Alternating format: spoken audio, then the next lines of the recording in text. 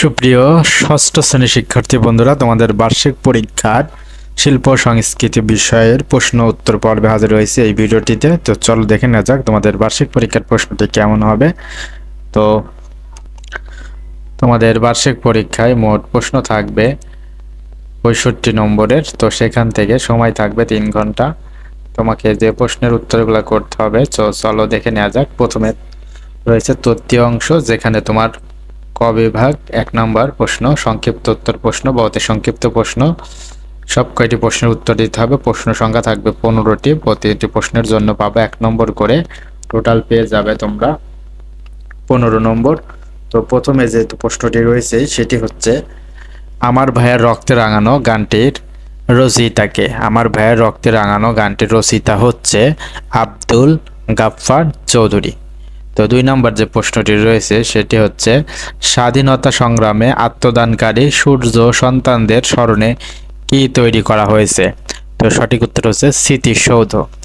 গ নম্বর, স্মৃতিসৌধের দেওয়ালগুলো আকৃতি কেমন? তো স্মৃতিসৌধের দেওয়ালগুলোর আকৃতি ত্রিভুজ আকৃতি। ঘ নম্বর, স্মৃতিসৌধ কেন নির্মাণ করা হয়? স্মৃতিসৌধ শহীদ মুক্তিযোদ্ধাদের স্মরণে নির্মাণ করা হয়। ইঙ্গ, আমরা নতুন বছরকে স্বাগত জানাই কবে? আমরা নতুন বছরকে স্বাগত জানাই বৈশাখের প্রথম দিন। চ, কারা বিভিন্ন ধরনের লোকশিল্প সামগ্রী তৈরি করেন? এটা হচ্ছে লোকশিল্পীরা। স, সার্কাস, বাউল গান, লোকনাটক, পুতুল নাচ আমাদের সংস্কৃতির কেমন অংশ? তো এইগুলো আমাদের সংস্কৃতির অমূল্য অংশ। বর্গীয় জ, পরিবেশন কলার অন্তর্গত 2টি শাখার নাম লেখো। তো পরিবেশন শাখার অন্তর্গত 2টা শাখার নাম হচ্ছে সঙ্গীত ও অভিনয়। এরপর আমাদের জাতীয় পাখির নাম কি? আমাদের জাতীয় পাখির নাম হচ্ছে দোয়েল। ইও, কোন পাখি সাধারণত তাল খেজুর গাছে বাসা তৈরি করে? তো তাল এবং খেজুর গাছে বাসা তৈরি করে যে পাখি সেটা হচ্ছে বাবুই পাখি। ট, বিন্দুর গতিপথকে কি বলে? বিন্দুর গতিপথকে বলা হয় রেখা। ঠ, সব বর্ণ বা রং মিলে কোন রং তৈরি হয়? সব বর্ণ বা রং মিলে কালো রং তৈরি হয়। র, ছবিতে হালকা রং দিয়ে কি ফুটিয়ে তোলা হয়? ছবিতে হালকা রং দিয়ে যেটা ফুটিয়ে তোলা হয় সেটা হচ্ছে আলো।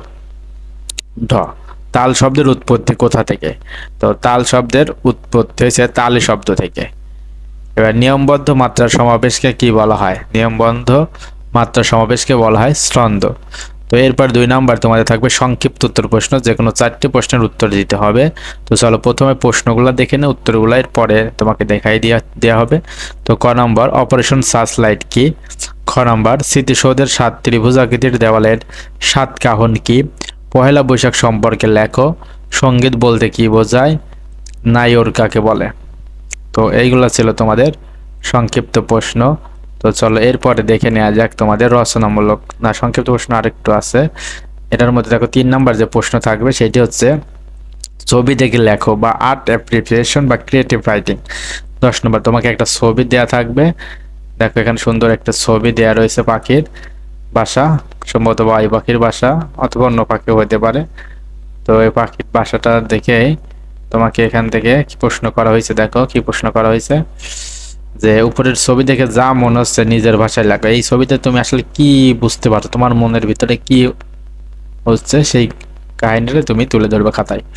তো 4 নম্বর, রচনামূলক প্রশ্নোত্তর প্রশ্ন, যে কোনো 2টা লিখতে হবে। 20 নম্বর, স্মৃতিসৌধের 7টি স্তম্ভ স্বাধীনতা সংগ্রামের কোন কোন পর্যায়কে নির্দেশ করেছে বর্ণনা করো।